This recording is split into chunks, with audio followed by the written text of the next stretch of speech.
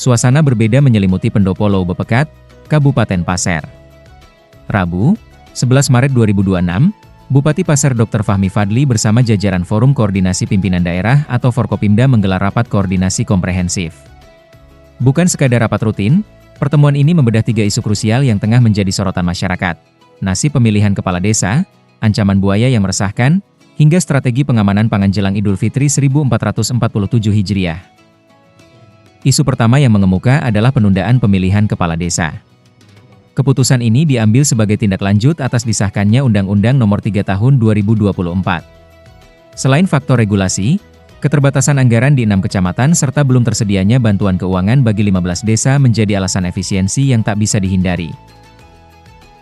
Bupati Fahmi memaparkan, awalnya masa jabatan kepala desa di Kabupaten Pasir terbagi dalam 3 gelombang. Gelombang pertama 15 desa berakhir 17 Januari 2027. Gelombang kedua 52 desa berakhir 24 Juni 2029. Dan gelombang ketiga 72 desa berakhir 3 Februari 2031. Namun demi efisiensi anggaran dan manajemen, pemerintah memutuskan memadatkan jadwal menjadi 2 gelombang besar.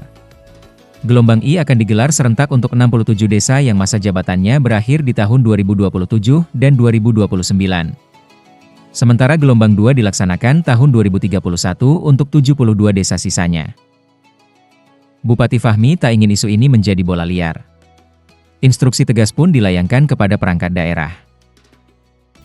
Apabila ada perubahan regulasi, menurut kami, dan itu pasti tidak menimpa hanya Kabupaten Pasir, tetapi seluruh Indonesia juga akan mengalaminya. Sehingga saya berharap Pak Kepala PMD perlu mensosialisasikan kepada seluruh kepala desa beserta masyarakat desa, beserta tokoh-tokoh masyarakat desa agar mengetahui penundaan kepala desa tersebut karena memang adanya perubahan regulasi dari Undang-Undang Nomor 3 itu. Supaya mereka tahu, jangan sampai ini nanti digoreng-goreng dibawa-bawa ke ranah-ranah lain yang nanti bisa memicu konflik bahwa ini kemauan kabupaten, tapi sampaikan bahwa ini karena ada perubahan regulasi dari undang-undang tersebut. Pemerintah juga akan menyiapkan aparatur pengisi kekosongan jabatan dengan pengawalan ketat dari Forkopimda agar pelayanan publik tetap optimal. Masih di rapat yang sama, perhatian beralih pada keselamatan warga.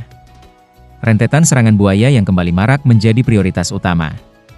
Data BPBD mencatat, sejak 2024 hingga akhir 2026, 5 warga telah menjadi korban keganasan predator air tawar ini. Lokasinya tersebar dari Desa Pondong Baru, Pulau Rantau, Desa Tebru Pasir Damai, Desa Sebakung Taka, hingga yang terbaru di Desa Kerang pada Desember 2025. Bupati Fahmi tak tinggal diam. Instruksi darurat langsung dikeluarkan. Ia mengatakan, kita tidak boleh kalah oleh predator. Saya minta tanda peringatan dipasang dan warga diedukasi secara masif agar tidak ada lagi korban jiwa. Perangkat daerah kini bergerak cepat menyisir perairan di Kecamatan Batu Engau, Longkali, dan sekitar Sungai Kandilo. Papan peringatan dipasang di titik-titik rawan. Sosialisasi jam bahaya dan larangan beraktivitas sendirian di sungai terus digalakan.